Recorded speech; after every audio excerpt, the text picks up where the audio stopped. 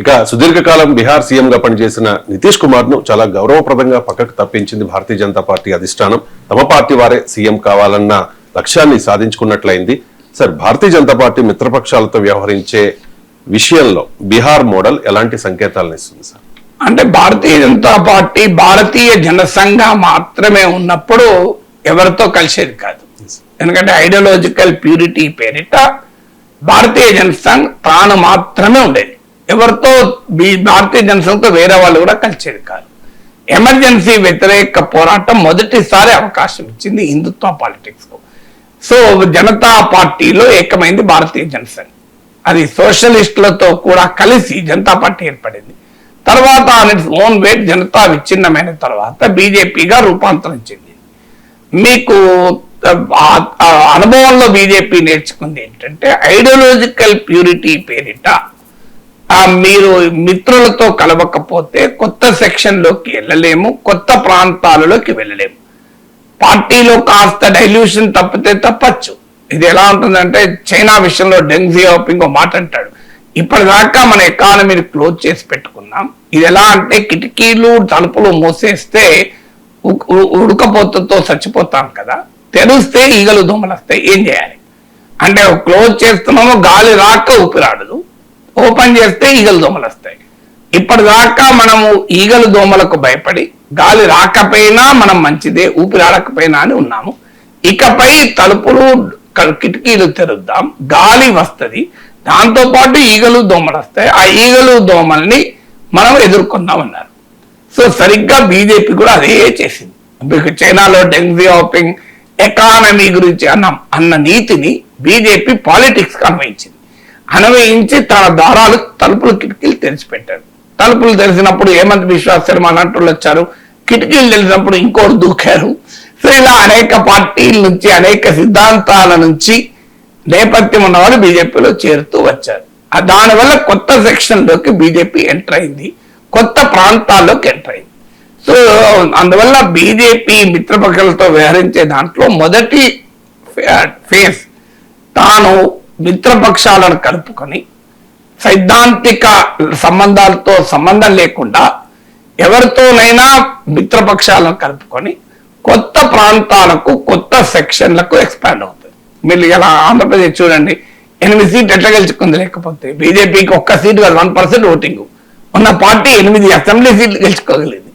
అలా కొత్త ప్రాంతాలకు కొత్త సెక్షన్లకు ఎక్స్పాండ్ అవుతుంది. ఇది మొదటిగా ఫస్ట్ ఫేజ్.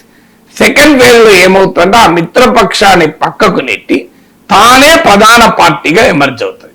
అది మీకు మహారాష్ట్రలో అదే చేసింది, బీజేపీలో అదే చేసింది. ఇది సెకండ్ ఫేజ్. థర్డ్ ఫేజ్ లో ఏం చేస్తుంది, ఆ నాయకుడిని పక్కకి కంప్లీట్ గా పక్క పెట్టి ఆ నాయకుడిని తానే నాయకుడిగా ఆ కూటమికి అయిపోతుంది. ఫోర్త్ ఫేజ్ లో ఏం చేస్తుంది, ఈ 3 ఫేజెస్ సక్సెస్ఫుల్ గా అయితే ప్రాబ్లం స్మూత్ గా కాకుండా ఏ నాయకుడైనా ఏ పార్టీ అయినా అడ్డుపడితే ఏం చేస్తారంటే ఆ పార్టీ బలము తగ్గేలా ఎత్తుగట్టేస్తారు. బీహార్ లో అలాగే చేశారు. ఉదాహరణకు లోక్ జనశక్తి పార్టీని ప్రయోగించి నితీష్ కుమార్ బలాన్ని తగ్గించారు. 2020లో 74 సీట్ బీజేపీకి వస్తే జేడీయూ బలం 43కి పడిపోయింది. కారణం ఏంటంటే లోక్ జనశక్తి పార్టీ బీజేపీకి మద్దతు ఇచ్చింది, జేడీయూకి మద్దతు ఇవ్వలే. కానీ నితీష్ కుమార్ సామర్థ్యం వల్ల ఈసారి నితీష్ కుమార్ బీజేపీ కన్నా ఎక్కువ సీట్లు రాకపోయినా బట్ నియర్ వచ్చాడు. ఈ 2025 అసెంబ్లీ ఎలక్షన్ లో బీజేపీకి 89 వస్తే నితీష్ కుమార్ జేడీయూకి 85 వచ్చాయి. But still BJP Nitish Kumar నాయకత్వం జేడీయూను జూనియర్ పార్ట్నర్ గా మార్చేసింది. అంటే ఎవరైనా అడ్డుపడితే తన ఈ 3 స్టేజెస్ లో తన ప్రస్థానానికి కోల్డ్ బ్లడెడ్ పాలిటిక్స్ అంటారు.